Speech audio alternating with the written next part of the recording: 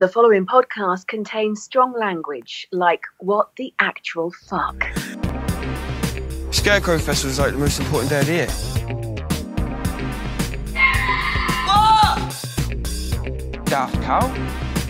This is just ridiculous. What the actual fuck?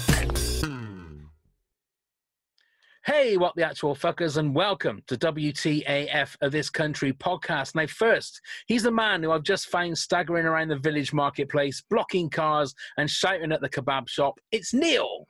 We don't want none of them in our village. No, but obviously before 10 o'clock. You're not allowed out at 10 o'clock anymore. Oh, yes, of course. In these groups, there's more than 6, you see. I need to shout, swear at them and get rid of them. Yeah, that's what you need to do, but not if you're pissed, obviously.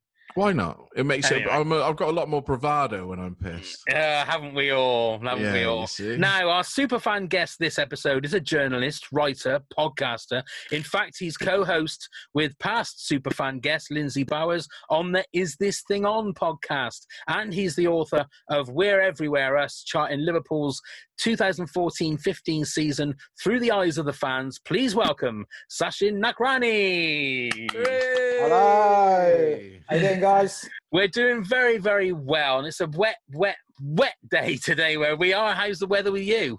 Yeah, very similar. It was. I'm talking to you from my spare room where I've been working all day. Like a lot of us, obviously now working from home, and it was fine up until about 3 o'clock, and then it just started chucking down relentlessly. Just looking out the window now, it's pitch black, but it does look like it's also stopped raining. But yeah, very wet day in South London where I am. I thought you was going to go into a whole weather thing for us then. Just how the way it's moving in from the north. I thought you was I can do. I mean, I'm no expert on weather, but I'll give it a best shot if you want to. All I can say to you with absolute certainty is it's very wet outside. Right. That's good. Same. Yeah. So we're here to talk this country, but we will talk about your other things as well, because I want to chat to you about Liverpool and completely alienate Neil from the conversation. But first of all, with this country, when did you find out about it, and when did you first start watching it? Yeah, so I've got quite an interesting story, origin story when it comes to this country. So 2 years ago, 2018, I started a sitcom podcast with a friend of mine. I do love my podcasts. I'm currently on 2 of them, and I used to do a third one as well. So it was a sitcom podcast. Me and a guy called Steve would spend every different episode talking about different sitcom. We're both big sitcom fans, and he's far more of a sitcom geek than me. He's really, really into his sitcoms, and he sort of gets on them a lot quicker than I do. So we're going through sort of which sitcoms to talk about. We picked some obvious ones, Father Ted, I think was one of our early ones, and things like that. And then sort of, I don't know what it was, like episode 10 or something, he said, we should do this. Have you seen that BBC sitcom, This Country? And I had literally not heard of it. So this is like spring 2018. So I think quite far down. I think series 1 had probably already been shown. So I was like, no, I've not heard of it. So he said, yeah, it's brilliant. You'd love it. So he gave me a couple of episodes to watch in preparation for the podcast episode we were going to do, reviewing it. I can't remember which episodes it was. It was 2 from, it was like the first episode, which is the Scarecrow one. And then there was another one, which I can't remember. And yeah, just fell in love with it immediately. So yeah, that's how I came about this country, from doing, the sitcom podcast, which it's kind of scary to think that without that, I may have completely missed it up until relatively recently, because obviously it was kind of hidden away on BBC Three, wasn't it, for a long time? That's right. So you had the joy of actually then going back and binging 2 series once you found out about it, I would have thought. I think series 2 hadn't come out at that stage. You guys will obviously be able to correct me. Spring 2018. I don't know where we were. It was either about to then, or it would have been just about to drop, wouldn't it? Just about. February. It'd been February, wouldn't it? It'd been February of 18. I forget what year it is now. The years and days mould into one at the moment. Yeah, you may be right. You may well be right. Series 1 had definitely come and gone. I know that for a fact, because Steve was the guy who did the podcast. We was talking about it and saying, the whole series has been on. It's amazing. And actually, I do remember that he gave me 2 episodes to watch as kind of homework for the thing we were doing, and then I just ended up watching the other 4 just immediately off the back and watch. I think I watched them all in sort of one afternoon. I think, or certainly across 2 afternoons maximum. Yeah. So as soon as I saw the first episode, I just fell in love with it immediately. So what was it that you fell in love with? I've been thinking about this in the build-up to obviously talking to you guys about it. I think I love sitcoms. I absolutely adore them. My favourite sort of TV genre. And I think there's kind of two two sitcom types, maybe more, I guess, but it's kind of your big sitcoms. So I think Only Fools and Horses is maybe a good example of this. Father Ted is another one, which are just brilliantly funny, but are kind of slightly cartoonish, if you know, with the characters and the setups they have. And then I think there's those sitcoms which are quite small but incredibly realistic, and they do that beautiful thing of combining humour with pathos, genuinely making you feel something. For me, the greatest sitcom of all time is The Office, which I know is kind of a cliche thing to say, but it is. And I think because it's a sitcom that's incredibly funny, but also, as I said, it has that pathos, really makes you feel something. You know, every time I came away from an episode from The Office, I kind of felt affected and felt moved by it. And I think the closest any sitcom has got to making me feel that since The Office is This Country. It's incredibly funny, but there's this kind of emotional core to it, which I find absolutely beautiful. And I think any sitcom that can combine humour and pathos to that high level that The Office did and that This Country has done, I think it's, you know, just touches on something quite amazing.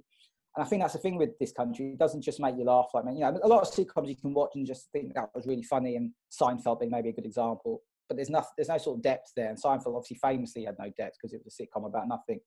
But This Country, there's incredible depth. It's very moving. And I think that combination of that emotional tie and emotional pull it has, along with the humour, I just find really, really incredible, really. I mean, the writing is absolutely sensational. The characterisation is incredible. And yeah, it's got something, it's got a sort of root to it. It's got a core to it. I think Lucy Mangan, who's a TV writer for The Guardian, she sort of encapsulated it brilliantly. She said, every time she sort of sees This Country as a delicate, fragile thing, like a little bird that Daisy May Cooper and Charlie Cooper are cradling. And every time she watches an episode, she's fearful that the hand's going to slip and they're going to crush it. And I think that's a beautiful way to do it. There's just something very kind of tender about This Country, and consistently over every episode they've done, they just nail it every single time.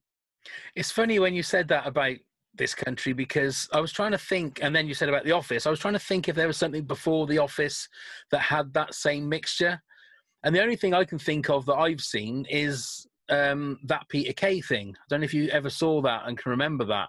When it was it was six sort of sketch-based ones. Where it was six episodes of mockumentary, but it was different ones. And I can remember something like the Leonard episode, if anyone can ever remember that, was absolutely, it was more heartbreaking than funny. And it's weird how, like you say, everyone goes straight to The Office, but I think Peter Kay did it sort of before that. But when it comes to the mockumentary, that's obviously a style of comedy that you like, is it? Or is it just documentaries in general? Well, I think the mockumentary style allows you to show that emotional core, that emotional kind of beauty better, because it doesn't feel like you're watching actors perform. It feels like you're watching real life people speak to you directly through a camera. So, I mean, yeah, the Peter Kay thing, I remember well. I think this was a brilliant episode, wasn't it, about an ice cream? That's it. Ice cream man cometh. Yeah. The ice cream man cometh. I remember that. Yeah. And that they're all sort of mockumentary styles. I'm correct me if I'm wrong. That's right. Yeah, that style which The Office had, obviously, and This Country has, it just works so beautifully because it does feel like you're genuinely watching real people. So the emotional realness, if you want to put it that way, comes through that style. I mean, it could work in a kind of very staged way. You could feel like you're just watching people just react off each other without talking to the camera, without feeling like you're watching a documentary. But I think that style definitely elevates it.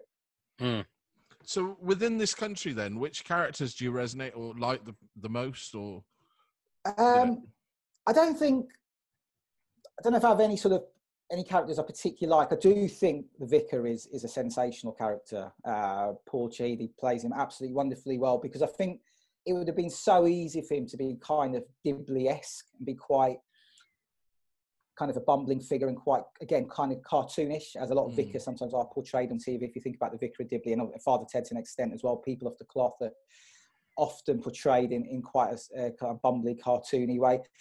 But again, there's a sort of subtle beauty to him there, really, in the sense that he's just a wonderfully lovely man. He's not a sort of comedic in a way. He's just a guy trying to do his best for a community. There's a real beauty there, real subtlety there.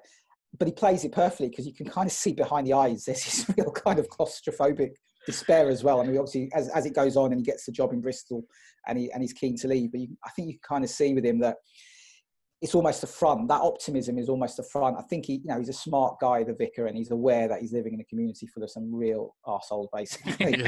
And if he's not optimistic and if he's not loving, he will just lash out and be very angry. And so I think the way he plays it, sometimes he doesn't say a lot. It's in the eyes, it's in the silences and the little gestures he gives to camera. Yeah. So when it came to Series 3, did Series 3 deliver everything that you wanted it to?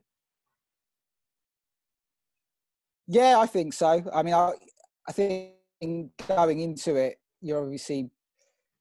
did we know going Series 3 that Series 3 was going to be the final series? Was that signposted? Yeah, I think it was. Yeah, it was sort of announced that it was going to be the final series at the time. Yeah. Yeah, I think that's how I remember it. So I think I went into it with a bit of trepidation. I'm always concerned how great programs end. I think for me, it's really important they end well. I think the legacy they leave is really important. And I mean, just go back to Only Fools and Horses, which I mentioned earlier. I think they ruined it in a way. They had that brilliant ending where they won the lottery and then they came back in sort of 2003, wasn't it? 10 years later, and did those kind of extra episodes, which were terrible. And I always in The Office, just to talk about that again for a second, was the way that ended was absolutely perfect. And I really wanted this country to end in a beautiful kind of perfect way. And I think they absolutely nailed it. I think that sort of almost penultimate scene, wasn't it, where Curtin and Kerry are don't want the vicar to leave, and that scene on the bed where Curtin's on the bed talking to camera, and it's kind of a twist almost, isn't it, where you think he's going to still continue to be an arsehole about all this, and then he sort of says, doesn't he, we're going to let him go. I just thought that was, I mean, it was beautiful. And again, talking about the emotional power that this country has, I mean, that really moved me, that single moment. The sort of the sacrifice they were making, these two, possibly the two most selfish people you've ever seen on television, making this sacrifice because they realise it's the best thing for this guy they love. I thought, yeah, it was perfect. Absolutely perfect ending. I mean, it won't be a contradiction, but would you like to see it come back?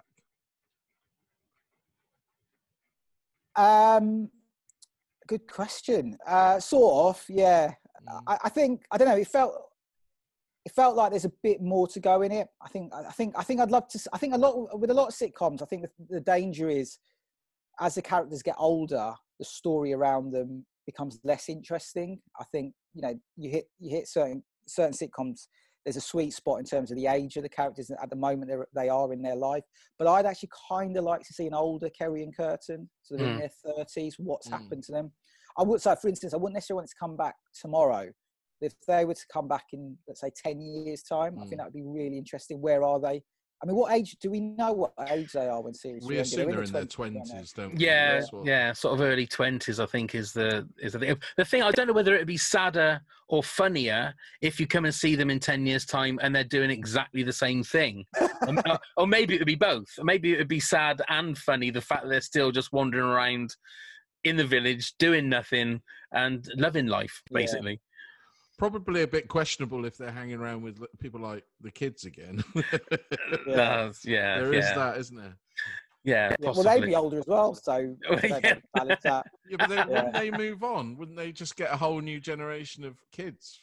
That's the way I assume. Well, that's the thing. Yeah, the way we're talking, there's kind of a lot of possibilities there. I mean, would they have moved on? I mean, obviously, Curtin had the opportunity to go and he stayed in the end. You'd feel like by the time he's, let's say, 32, he would have left. But maybe he wouldn't. You feel like, would Kerry have grown up? Would she have realised that, there is more to life than hanging around the village and not really doing much? Again, I just think there's a few opportunities there, yeah. So I'd be fascinated to see it come back, but equally because it ended so well. If Daisy May Cooper and Charlie Cooper announce they're never going to make another episode again, I think that would be absolutely fine. The worst thing they could do is come back and produce something that just wasn't very good. It'd be a huge shame. Yeah, that's the worry. Just to say, when you said about the final thing with Curtin, the more I think about that, he gets the flat. He will have a flat, won't he? Yeah. He's been given the flat at the end. So he is, in effect, moving on, isn't he? He's not leaving the village, but his life is moving on. Yeah, that's true. And I can imagine him... You can imagine coming back in 10 years and he's got a kid. I think that feels like something that would definitely happen. It'd be a little Curtin. So he would have married somebody or have a girlfriend. I mean, I think what's again the subtlety with those two characters is it feels like they're kind of twins, that they're the same person, but one's a boy and one's a girl. But that's actually not the case, is it? I think they are quite different. I think Curtin's always had a very realistic view of the world, and he knows there's a world beyond the village. And obviously, as I said, there was that one time he tried to get away and then didn't go in the end. And you feel like that split where he does want to see more of the world, he does realise there's more to life beyond the village, and Kerry doesn't, would lead to a natural split. And even if it's him living in the village, it would him probably having a family, of having grown distant to her, having a proper job maybe, while she might still be just sort of bumming around doing the same thing she was doing 10 years earlier when she was in her 20s. Indeed. Well, we'll talk a little bit more about this country a little bit later on, but with the whole thing of the lockdown, and you were saying about working from home, you're sports editor for The Guardian. Yeah, not the sports editor. Well, no, I do. Yeah, I do a bit of editing, a bit of writing. I'm kind of, sort of jack of all trades, master of none type thing. I do various things in the office, mainly working in the office. Mainly working in the office on the main commissioning desk, so on the main commissioning editing desk.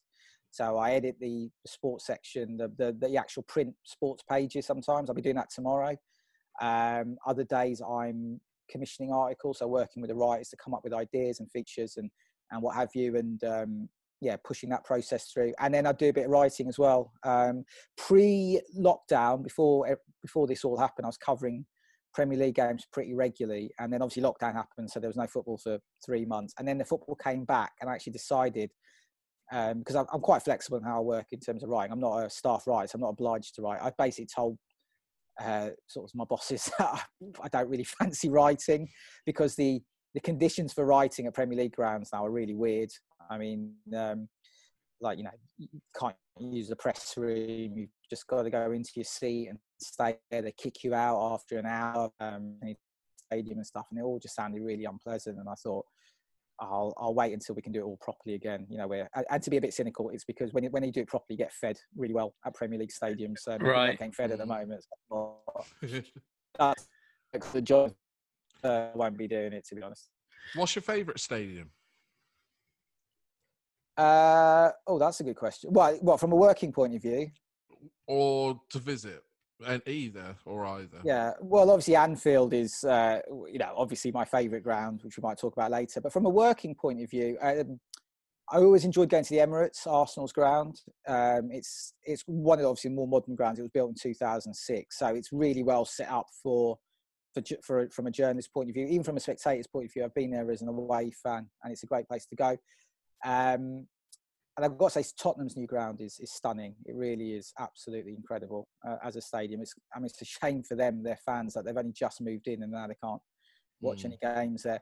And Selhurst Park, Crystal Palace's ground, for two reasons. One, it's a real throwback ground. It's a very unique, old-fashioned ground that's got a real sense of history about it, and very different to the sleek modern stadiums that you have now.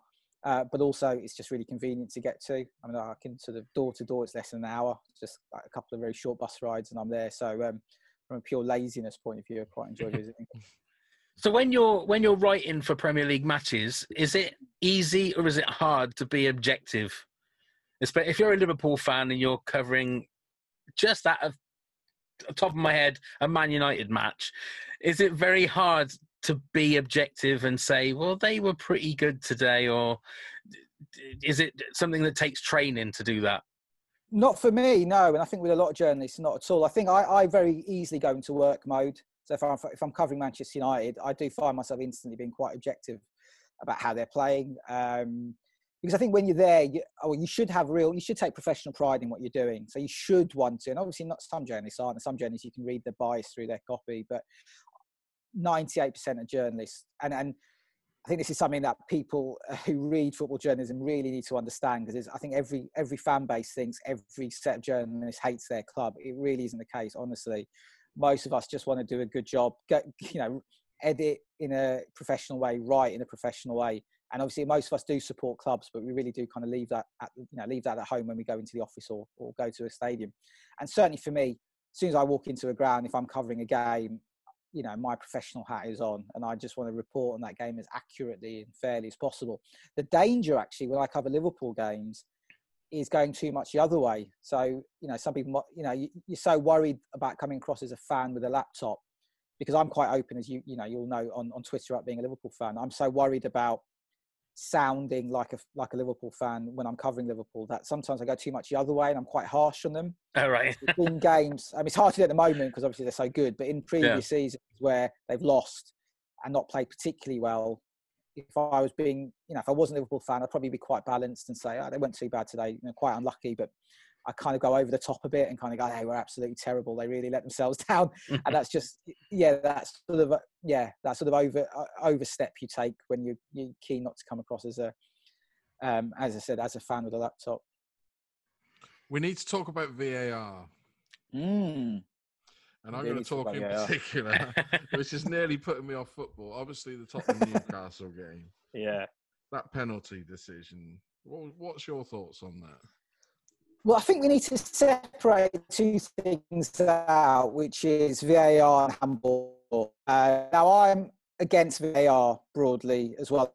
I didn't see it. I was more than happy with the game as it was, and accepting that referees are humans and they make mistakes, and that's part of the game. But then VAR was introduced, and I was like, okay, let's see how it goes. And I thought it was pretty terrible last year. I mean, especially as a live. When you go to games live, either as a journalist or more so as a fan, VAR is horrendous. Being at games last season, I go to a lot of games as a spectator last season. And because in the grounds, you're not even sure what's going on half the time. You're not getting information. You don't know why the game's been stopped. You don't know what the VAR's checking. And you have the awful experience of not being able to celebrate a goal often. I remember the Liverpool goals last season where, it would be a corner, for instance, and the ball would come in and someone would head it in, and you'd want to jump up and celebrate, but then you think, oh, hang on, was there a little push there? Was he offside? And so you wouldn't celebrate, and that's taking away one of the fundamentals of football, certainly football fandom, which is celebrating. So that's VAR on one side. What happened on Sunday between Spurs and Newcastle? That's more to do without getting too boring about it. Use a pun. England, as in this country, has adopted a rule that has been used across Europe now for about 2 seasons, which is just trying to simplify the handball law, which is basically if your arm is stretched out in the area and the ball hits it, even if it's unintentional, it's a handball, basically. So what we saw on Sunday with Eric Dyer for Spurs against Newcastle, and for me, an equally terrible one was Joel Ward, the Crystal Palace defender, against Everton the previous day. They're correct by the law, and VAR was kind of used correctly on both instances, because the referee went to check the monitor and make sure he saw what he thought he saw, and in both cases they were interpreted correctly. The problem is the law is just ridiculous. I mean, Eric Dyer had his back towards the ball. Sorry, he didn't even know what he was doing. His arm just came out as it would come out if you jumped. Joel Ward, his arm was basically by his side, and the ball just hit him from a couple of yards out. So it's a joke, really, and it is genuinely, I think, ruining football. And I've seen European football journalists who cover, the Bundesliga or Serie A or La Liga saying, well, what you're complaining about in England, this has been happening in Europe for ages. Yeah, it has been happening in Europe for ages, for 2 seasons, I think, specifically. But also in those countries, they've had a ridiculous number of penalties on the back of handball calls. Right. We don't want that in this country. We don't want the surge in penalties for handball that we've had, that you've seen in Italy, Spain, and Germany. It's just ridiculous. I don't know the exact stat, but there's been 20 penalties already in the Premier League, and about half or something have been for handball. We've only been playing for like 3 rounds. It's just ridiculous. Yeah. Hopefully it'll be changed. From a journalistic point of view, is VAR the gift that keeps on giving, though? Because it gives you so much to talk about and write about every single week. Or is it something like, from your personal point of view, that you don't like it? Would you rather it just be completely gone and completely taken out of the game?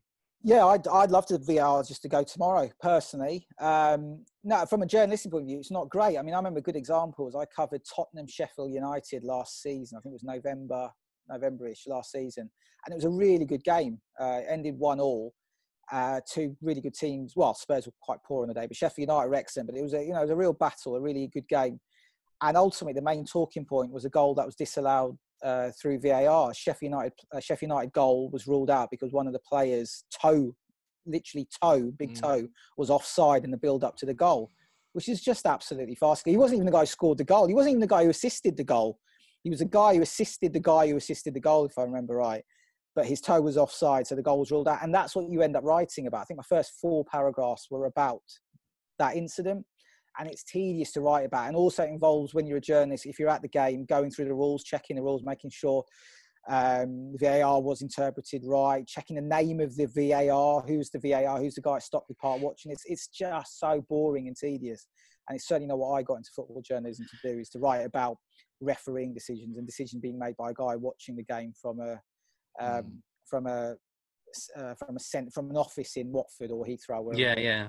So I'll play devil's advocate here a little bit, because I like the idea of VAR, and I do think that the referees need help. There's definitely a thing they need help.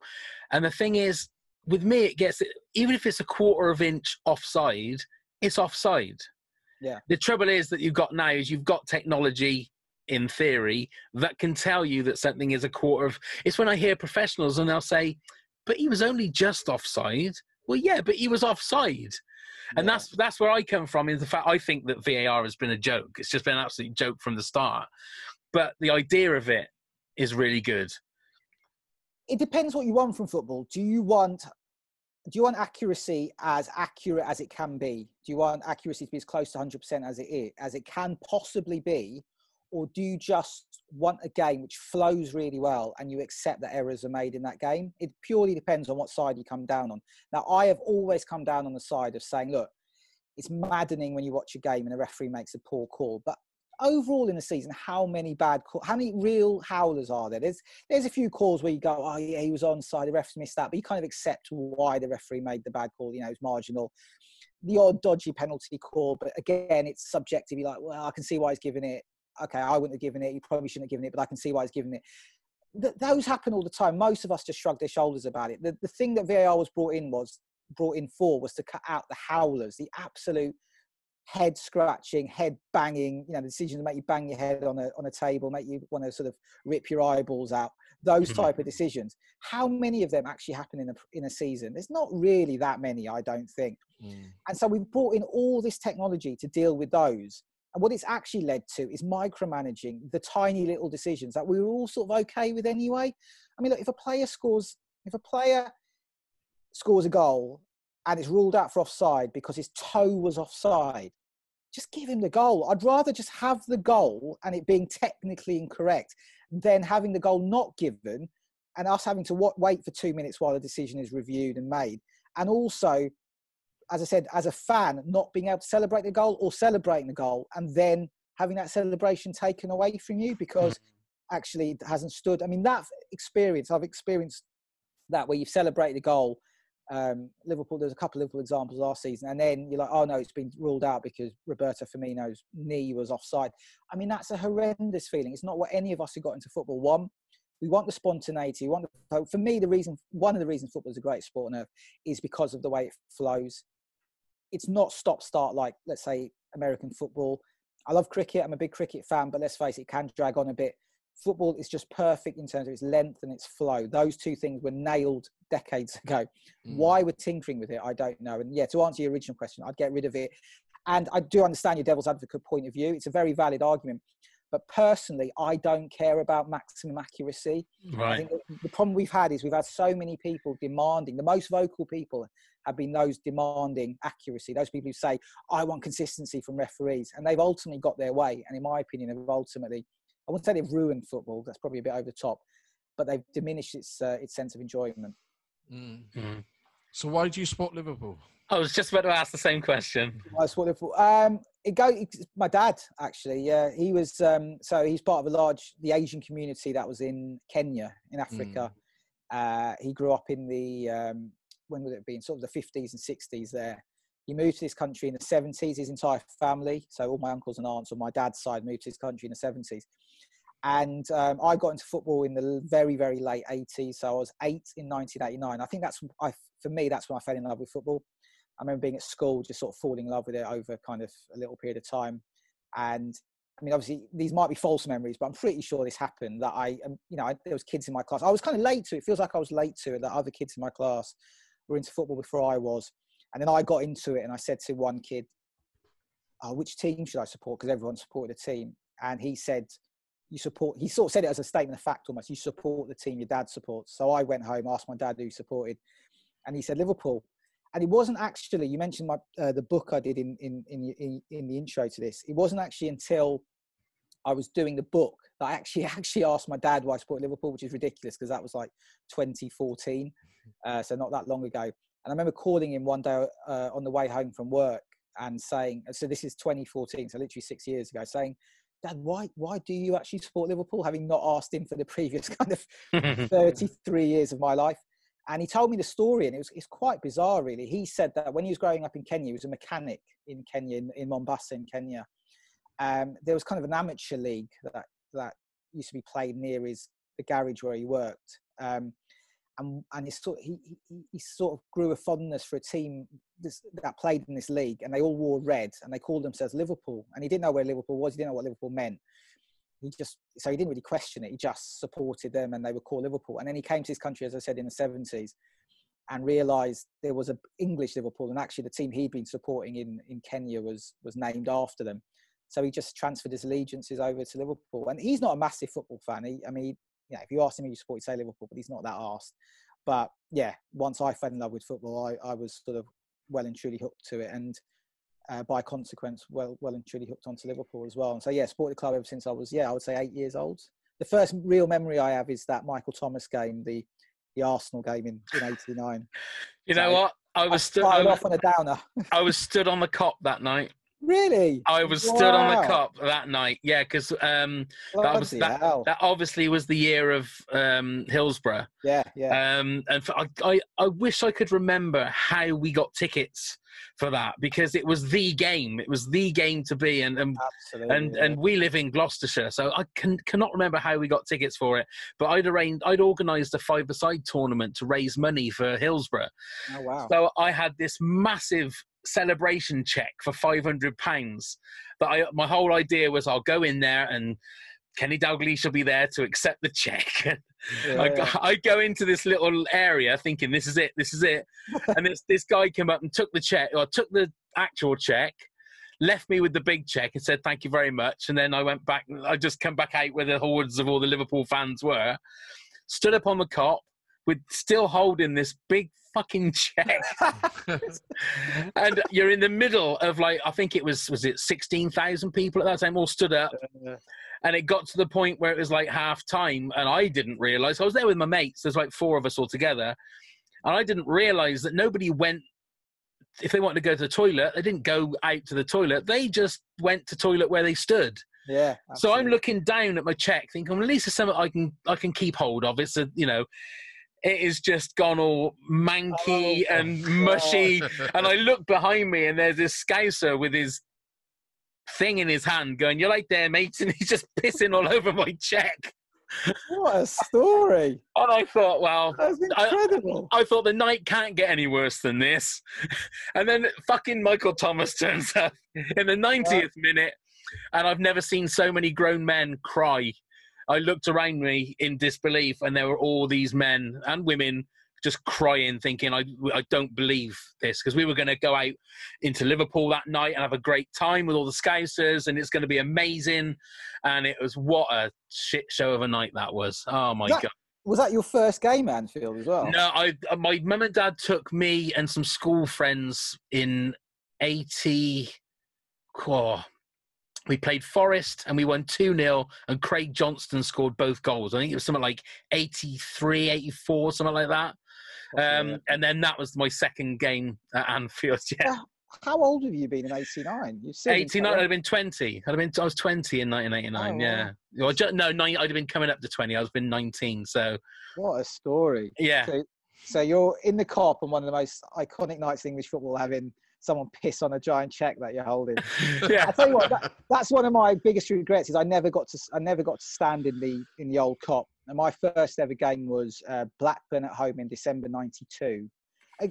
Not as big as that game that you went to, but also a really big game. It was Kenny Dalglish's first game back at Anfield after he'd resigned in '91 with Blackburn. And my uncle got me and my cousin, his son, tickets. So that's quite a big deal. We'd literally never been to Anfield before. So 3 of us had never been. So, and I was in the Anfield Road end. So I could see the Kop, and it was a great thing to see it in full flight, to see it swaying and moving. It was an absolutely incredible thing. So I feel lucky I saw it, but sadly, I never got to stand in the old standing Kop. And I've got a season ticket in there now, which is great, but just to have had one game in the old Kop would have been great, yeah. And the thing is, I can't remember anything about the game. I can remember about the guy pissing on the cheque and stuff like that, but I think I've just wiped it from my memory.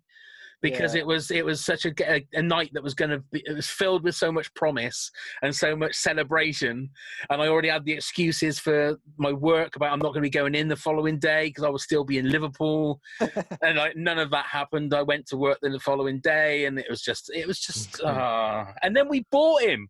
We bought Michael Thomas. Yeah. I couldn't believe it, but so how good though for us? He was. So how's it been for you for the last couple of years? Because we've sort of been in dreamland for the last, I would say, starting with the Champions League final of 2018. 2018, yeah. It's been a whirlwind. It really has. It's been brilliant. Yeah, it's been brilliant. Not just because of the football, but So I got my season ticket in 2014, but I joined the supporters club in 2003, which was a massive moment for me because up until then I was really struggling, like a lot of Liverpool fans who aren't season ticket holders or aren't members or whatever, getting tickets. I'd got the odd, I'd get one or two through the general sale process every season, and I was desperate to go. I was really keen to be a regular match goer, but just couldn't get hold of any tickets. And in 2003, I discovered this supporters club that was run by two season ticket holders who'd been season ticket holders since like the mid-80s, who lived really near where I live. And they told me that, or I met one of the guys and he said, yeah, we do a coach to every home game. We can get you tickets for every home game. Just, give us £10 at the start of the year as kind of admin fee. And you just email us if you want to come to a game and we'll sort out your coach seat and a match ticket. Wow. And I thought, this sounds too good to be true. But I'd sort of tested it. I remember Birmingham at home was the first game I applied for in sort of November 2003. Got an email soon after saying, yeah, ticket confirmed, beat the coach and gave me the location, the venue, the pickup location at sort of 8:45 that morning or whatever. It was like a 4 p.m. kickoff on a Sunday.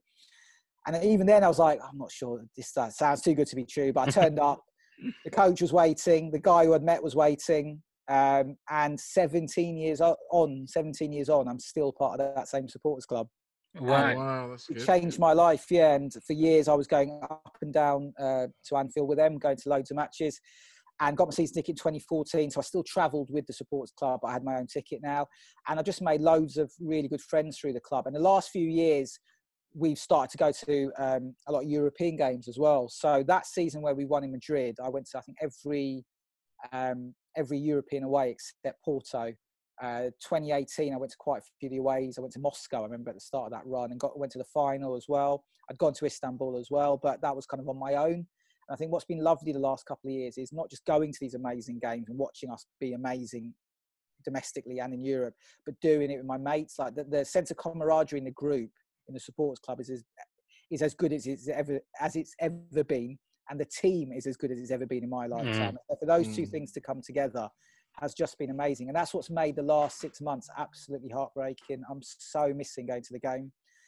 I don't know what you feel like around it. It's like watching on TV is absolutely fine, but once you become a match goer and you lose, because it's not just the match, it's not just the 90 minutes, it's getting on that coach in the morning, meeting all the lads, having a laugh, catching up, then parking up outside Stanley Park, going to the Sandon, which is the pub we drink at near Anfield, having a couple of pints, meeting more people at the pub, then going to the match, watching Liverpool win because we're brilliant, and then getting the coach home and everyone being in a great mood. That experience has just been amazing for the last couple of years. And to have lost it has been, I'm not going to lie, it's been heartbreaking. It really has. And I'm just desperate to get back into it. But obviously, I'm not sure when that's going to happen because this virus is just ridiculously out of control. Yeah. Well, I went to Anfield for a tour back in August for my birthday, and it's the first time I've been there since the redevelopment.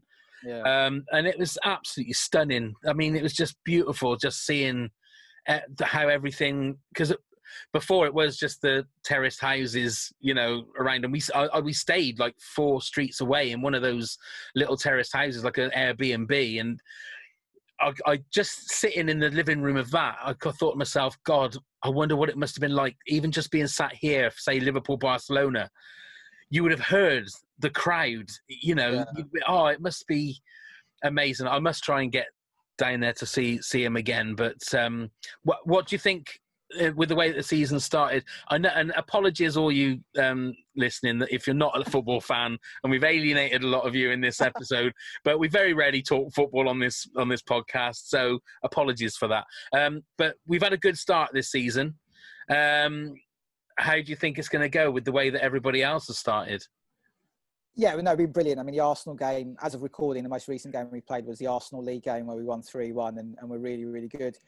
It's a weird season in terms of predictions because of the nature of it. The fact that the pre-season was really short, the fact the games are going to come thick and fast, the fact it may not even finish. You know, let's be honest, and we don't know what's going to happen. Players being hit by coronavirus. So Thiago, our sexy, lovely new signing, is currently self-isolating, which is just kind of surreal if you sort of stop and think about it. So it's really hard to predict. But on a purely footballing level, if we presume things will kind of go as they look like they're going to go, and there's not going to be any major bumps in the road, I mean, you've got to fancy us for the title again. City look incredibly vulnerable, and we're just the best team in the league. And the signings have been great. I think Thiago's a fantastic signing. Jota, I'm really happy with as well. Injuries are the big issue. Van Dijk gets injured, I think we're in big trouble. If Alisson gets injured, I think we're in massive trouble. I was so relieved he started against Arsenal, and then he makes that save from Lacazette at 2-1, which was a massive moment. But yeah, all in all, really, really positive. But then it's quite bittersweet as well, because I presumed at the back end of last season when I missed watching us win the league that I thought, okay, if we win it next season, I'll be there. It'll happen. It'll be fine. And now, you know, I'm thinking, God, are we going to win the league again? And I'm again not going to be at the stadium. It's going to be heartbreaking. But yeah, from a purely footballing point of view, we look immense. And barring sort of any mad things going on or the lack of pre-season catching up with us in a kind of a wild, unpredictable way, it's hard to see us not winning the league again, to be honest. But I think that whole thing about the lack of pre-season is the same for everyone. Yeah. Probably even worse for Man United and Man City because they had a shorter pre-season than we did. Neil, do you want to chime in with anything Tottenham related, or? I'm just going to do a shrug. I'm glad Bale's back. There you go. I'm glad Bale's back. A bit of leadership within the ranks. Can I ask you, Neil, have you been watching the Amazon documentary? I have. What have you made of it? Well, to be honest, when I've quite enjoyed it, and it has sort of changed, which I know it was intended to, and changed my mind on Mourinho. I quite like him on that, and I didn't like the bloke before.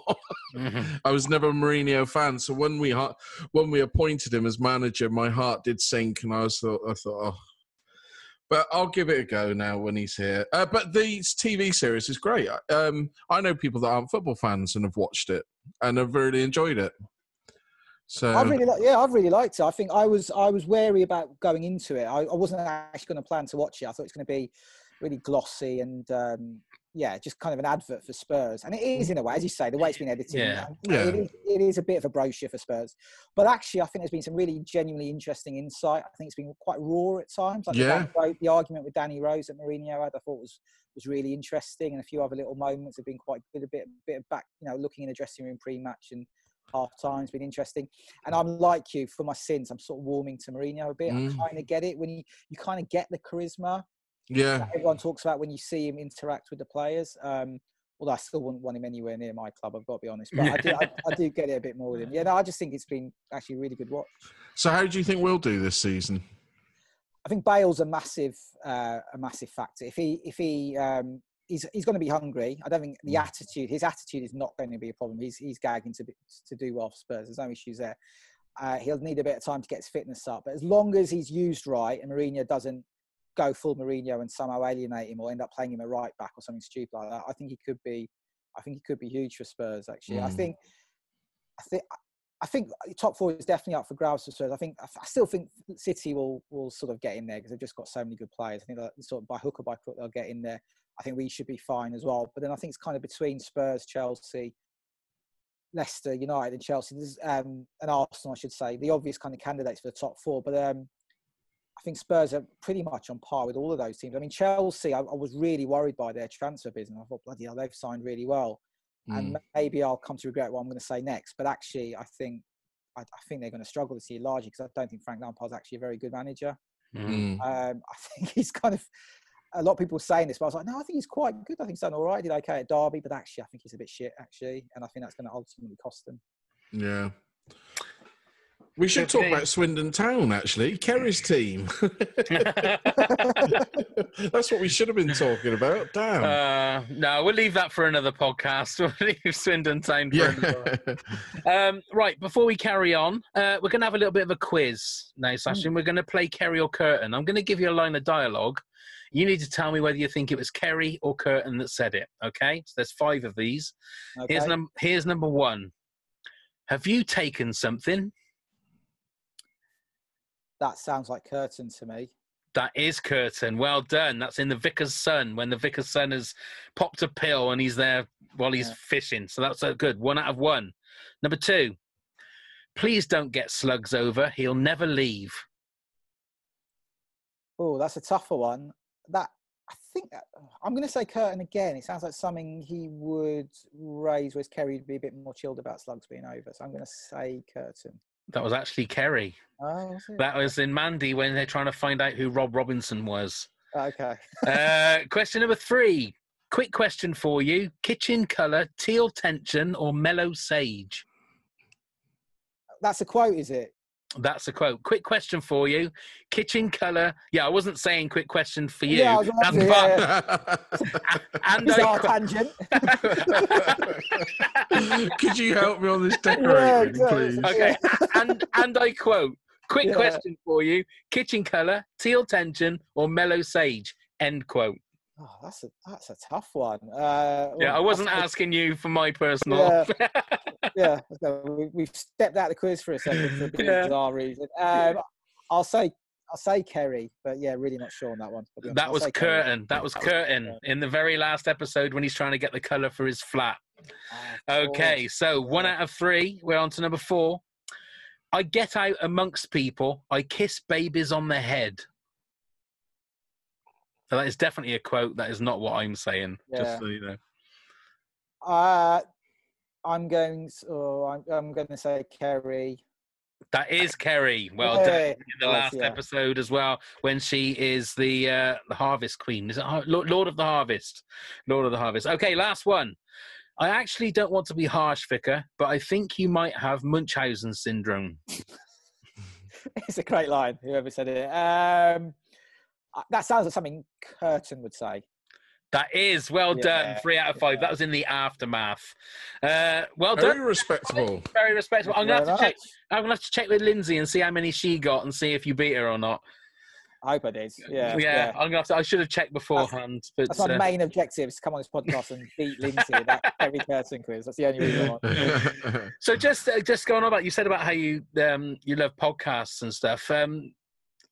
What made you get into doing podcasts like the one with Lindsay? And do you do a Liverpool one as well? Or you? I'm doing a football one I've just started it called Fans, which involves me just basically talking to football fans, just like 1 hour conversations with fans from different teams.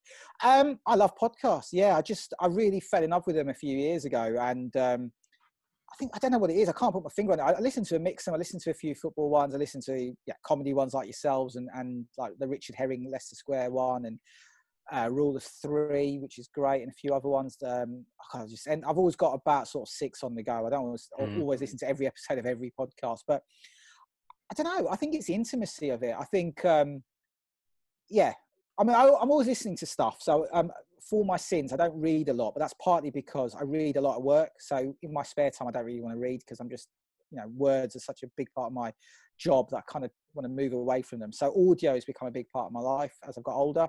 So on the way to work, I'll listen to stuff. I'll go for a run quite regularly.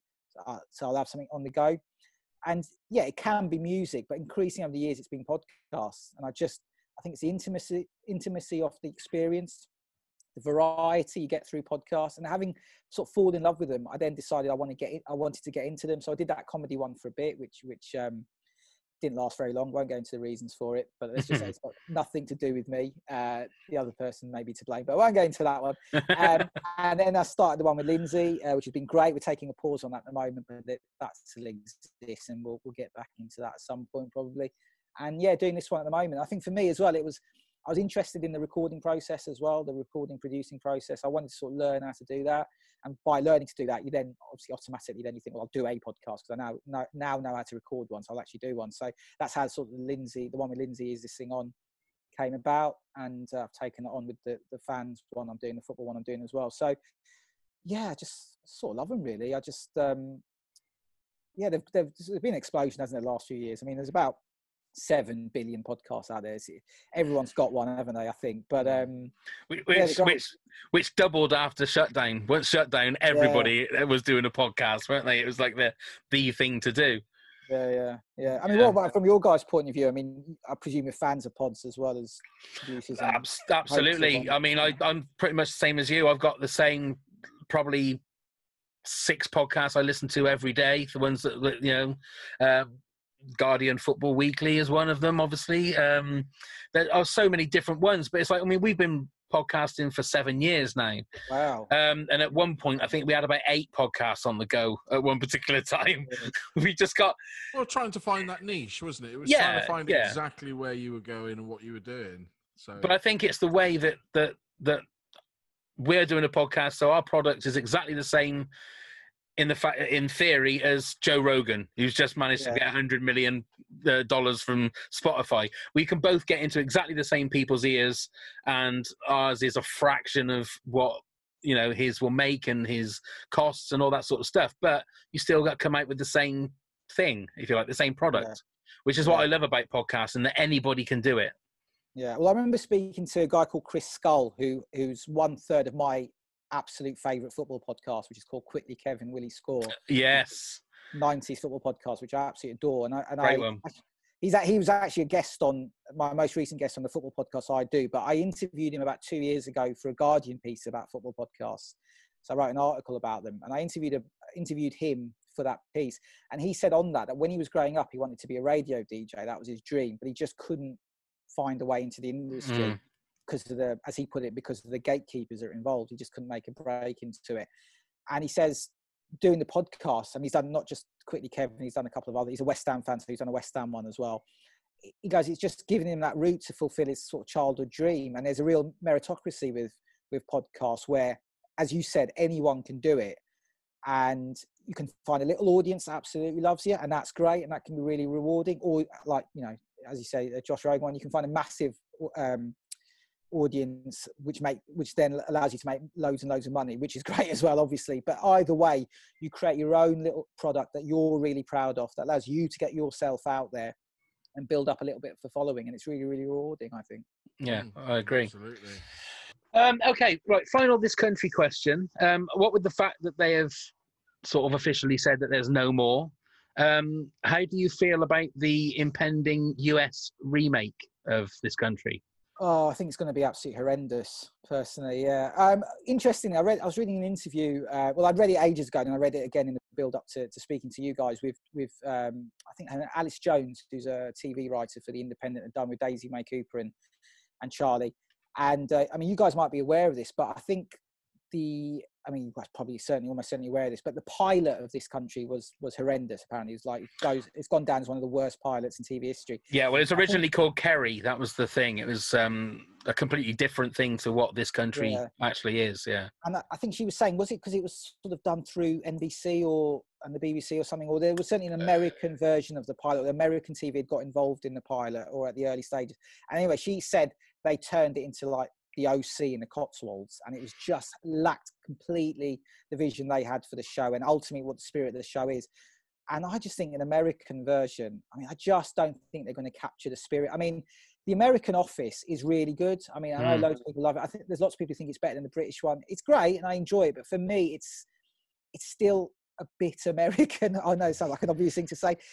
That sort of complete smallness, that pathos, that sort of brutal, raw emotion that This Country gives and The Office gives you, I just don't think, as much as they try, TV companies can capture. They always just go slightly over the top. They're always just slightly sort of big and cartoony. And I do think that will happen with This Country. I hope to be pleasantly surprised. It'd be amazing if it's great, but I just can't. I mean, where will they set it? I don't know. Do we know? Will it be in the sort Kansas, of deep south? Is it Kansas? Yeah. So okay, it might have that feel, that that sort of out there feel, kind of being in a sticks feel, and that sort of loneliness that you get through that. So maybe it may work, but I mean, saying it's going to be horrendous is probably a bit harsh. But I'm skeptical. Put it like this: I don't think it will be as good as This Country. I think that's almost, that's almost certain. Yeah, I think we're all nervous about seeing it. Yeah. But we sort of don't have to care, do we? It's kind of their product, and if it's rubbish, it's rubbish, and we've still got our British version, great, and that's fine. So let them get on with it. But as long as they don't sort of in any way, I can't see how it would do, but it doesn't affect the legacy of the British one. I don't mind too much, and obviously it won't do. It'll be their own sort of thing. So we'll see how it goes. We can only wait and see. That's all we can do.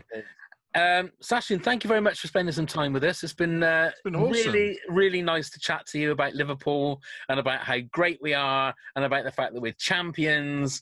And, I'm just going to revel in it.